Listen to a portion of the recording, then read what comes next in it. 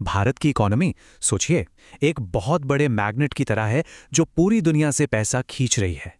लेकिन ये जो पैसा है जिसे हम कहते हैं फॉरेन डायरेक्ट इन्वेस्टमेंट या एफडीआई, ये आखिर देश के किन कोनों में सबसे ज्यादा जा रहा है? आज हम इन्हीं आंकड़ों की कहानी को समझेंगे।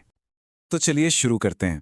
पर इससे पहले कि हम ये देखें कि कौन सा राज्य रेस में आगे है, ये समझना जरूरी है कि भाई ये फॉरेन इन्वेस्टमेंट होता क्या है आखिर।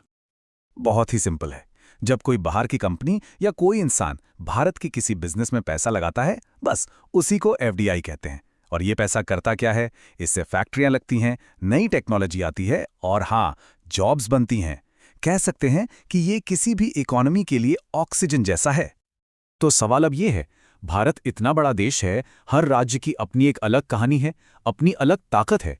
तो ऐसे में वो कौन से राज्य हैं जो इन फॉरेन इन्वेस्टर्स की पहली पसंद बन रहे हैं? चलिए पता लगाते हैं। तो अब वक्त आ गया है हमारे टॉप 5 के काउंटडाउन का। और ये सिर्फ कोई लिस्ट नहीं है, ये एक जबरदस्त रेस है राज्यों के बीच कि कौन सबसे ज्यादा डेवलपमेंट और मौके खींच सकता है। और नंबर 5 पर आता है साउथ का पावर हाउस तमिलनाडु। ये स्टेट अपनी जबरदस्त मैन्युफैक्चरिंग और ऑटोमोबाइल इंडस्ट्री के लिए पूरी दुनिया में फेमस है।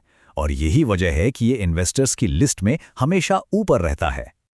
और आंकड़ा है 31,000 करोड़ रुपए से भी ज्यादा। सोचिए ये कितनी बड़ी रकम है।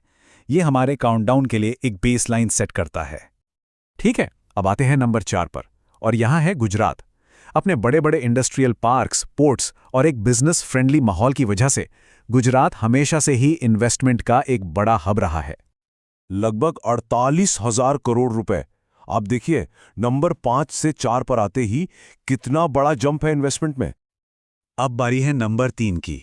और यहां है देश की राजधानी दिल्ली। जाहिर है, एक बड़ा इकोनॉमिक और पॉलिटिकल सेंटर होने की वजह से दिल्ली सर्विस सेक्टर और खास तौर पर स्टार्टअप्स के लिए एक हॉटस्पॉट है। 51,000 करोड़ रुपए से भी ज्यादा। यहां एक इंटरेस्टिंग चीज है, गुजरात और दिल्ली के बीच का मुकाबला देखिए कितना क्लोज है। बहुत ही छोटा सा फर्क है दोनों में। और अब रनर अप नंबर 2 पर है भारत की अपनी सिलिकॉन वैली, कर्नाटक। बेंगलुरु का नाम ही काफी है ना? टेक्नोलॉजी, इनोवेशन, रिसर्च, इन सब के लिए ये स्टेट दुनिया भर के इन्वेस्टर्स की टॉप चॉइस है। 56,000 करोड़ रुपए। एक और बड़ा जंप।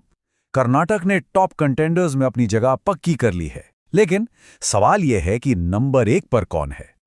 अब बारी है उस स्टेट की जो इस रेस में सबसे आगे है। मतलब सिर्फ जीता नहीं है, इसने तो बाकी सबको मीलों पीछे छोड़ दिया है। और इंडिया का एफडीआई चैंपियन है महाराष्ट्र। देश की फाइनेंशियल कैपिटल मुंबई यहीं है। फाइनेंस, मैन्युफैक्चरिंग, एंटरटेनमेंट, महाराष्ट्र इन सब का एक ऐसा कॉम्बिनेशन है जिसका कोई मुकाबला ही नहीं है। जरा इस नंबर पर गौर कीजिए, लगभग 1,65,000 करोड़ रुपए। ये नंबर 2 पर जो कर्नाटक है ना, उससे करीब करीब 3 गुना ज्यादा है। ये इतना बड़ा गैप है कि यकीन करना मुश्किल है।